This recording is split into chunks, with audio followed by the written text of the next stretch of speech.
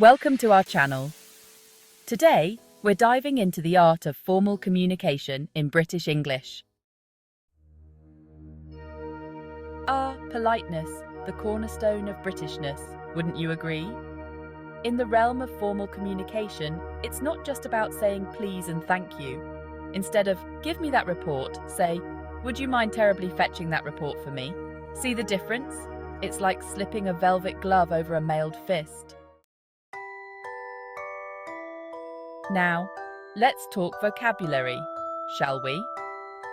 Formal British English has a certain penchant for words with a Latinate flair.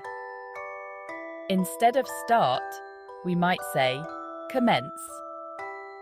Stop becomes cease, and help transforms into assist. I am and you are have a certain gravitas, wouldn't you say? Modals, those curious little verbs like may, might, and shall, add a layer of politeness and formality to our language. Instead of saying, you have to do this, you can soften it by saying, you might want to consider this. The phrase, the decision was made, carries a certain air of authority that the more direct I decided lacks. But remember, like any good dance, it's all about balance and knowing when to lead and when to follow. Now, let's address the elephant in the room, slang. Slang can be fun and engaging, but it often lacks the professionalism needed in formal settings. Instead of, how's it going? A simple, how do you do, will do the trick. This small change can make a big difference in how you're perceived. And pleased to meet you is far more polished than nice to meet you. It conveys respect and a higher level of formality. Starting sentences with conjunctions like but or and might be acceptable in casual conversation, where the rules are more relaxed, but in formal writing, it's best to stick to more traditional structures. This ensures clarity and maintains a professional tone throughout your communication. Chapter 5.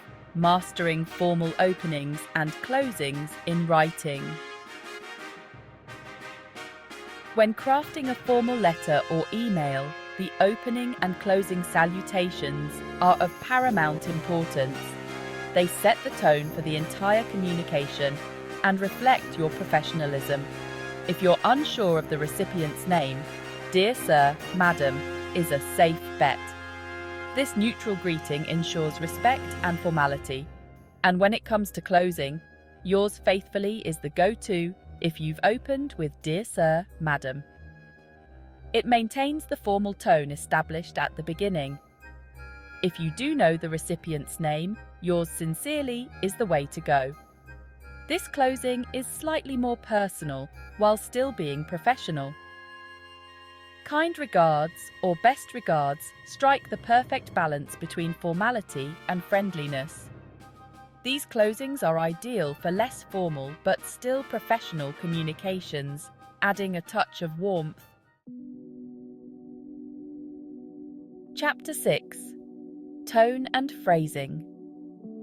The British art of understatement. Instead of saying, this is terrible, say, this is not ideal, or I'm afraid there seems to be a bit of a problem.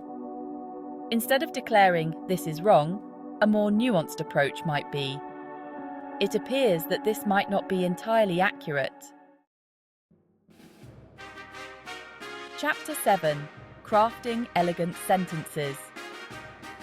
The power of complexity. Instead of saying, we'll meet tomorrow, say, it is anticipated that a meeting will be arranged for tomorrow. Remember, clarity is key.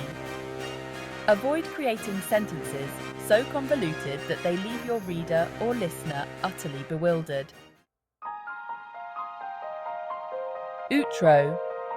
Until next time. Embracing the nuances of English. By mastering these strategies, you'll navigate formal situations with grace and ease.